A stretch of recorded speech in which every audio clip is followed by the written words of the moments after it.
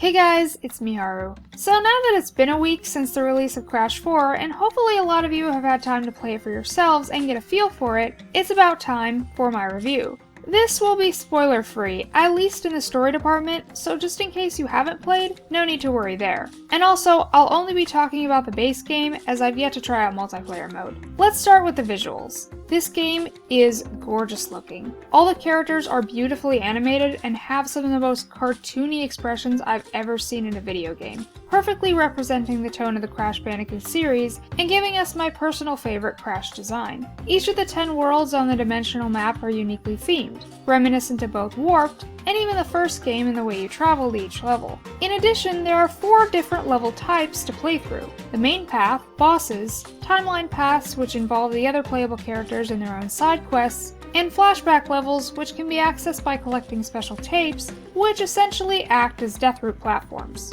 Crash and Coco's moveset feels like a massive improvement over Insane, with overall more responsive controls, though it does take some getting used to, particularly the slide and the amount of distance one single jump gives you, making it hard to judge where a double jump is needed. Getting to take control of other characters like Tawna, Dingodile, and Cortex is also pretty fun, most of the time. Despite being the heaviest of the bunch, Dingodile's actually the one I felt the most comfortable with. His moveset is very simple, and the only real challenges in his levels come from carefully placing hover jumps and trying to aim TNT in the right direction. Tawna's sections are okay. She controls similarly to Crash and Coco, except with the addition of a grappling hook and no slide. But I personally found her gameplay to be a little on the stiff side. Just feels like she has a bit more weight to her than the other Bandicoots, especially in her spin kick and double jump. And then we come to Cortex. I thought I'd had enough practice with him in the demo, but boy was I dead wrong. I was not prepared for the amount of unfair platforming his sections had in store. From the fact that he can only single jump, which gives you no height at all, to the dash, which only gives you so much distance that you have to execute perfectly or else you won't make it over the platform, to making sure you shoot the enemies at just the right time so you don't screw yourself over, it can be a huge pain. But of course, the core gameplay of Crash 4 lies in the different abilities provided by the Quantum Masks. There's Lonnie Loli, who allows you to phase objects in and out of existence, Akano, who gives you an upgraded Death Tornado spin that can break through even reinforced crates, Kapunawa, who lets you slow down time, and Ika Ika, with whom you can invert gravity and walk on the ceiling.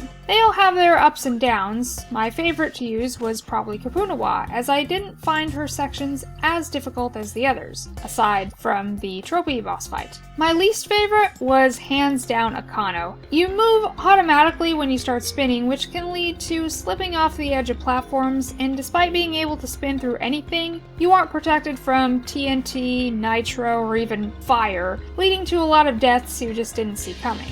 And don't even get me started on the final gauntlet, having to use each power one after the other while avoiding a bunch of other obstacles. Trust me when I say it was an absolute nightmare. Something I expected to have a lot more trouble with than I did was hit detection, which was a major problem for me in Insane. In fact, most of the issues I had with Insane I either didn't experience at all, or I had the opposite problem. If I had to make one nitpicky complaint though, it would have to be about the depth perception. I can't tell you how many times I died due to jumping too early or not correctly judging where I would land, despite the enhanced drop shadow with the yellow circle. I also wish they weren't as demanding with the amount of gems needed to unlock skins, specifically in the later levels, which make you collect all 12, where it becomes increasingly more difficult to acquire the death gems. Crash 4 is a game that tests your reflexes and ability to pay attention to multiple things at once. The ultimate trial and error experience, if you will. But despite my rage and hundreds of screw-ups, it's still a lot of fun to just play casually. Personally, I'd rank it higher than the trilogy on my list. Is it the new best? Perhaps. I'm just happy it gave my favorite characters so much personality. I have never loved Engine or Dingodile more. Overall, Crash Bandicoot 4 It's About Time is definitely a fun ride, with an enjoyable story filled to the brim with references and Easter eggs, pretty hilarious and in some cases downright shocking dialogue, a great soundtrack that samples the original music to give it a nostalgic feel, and some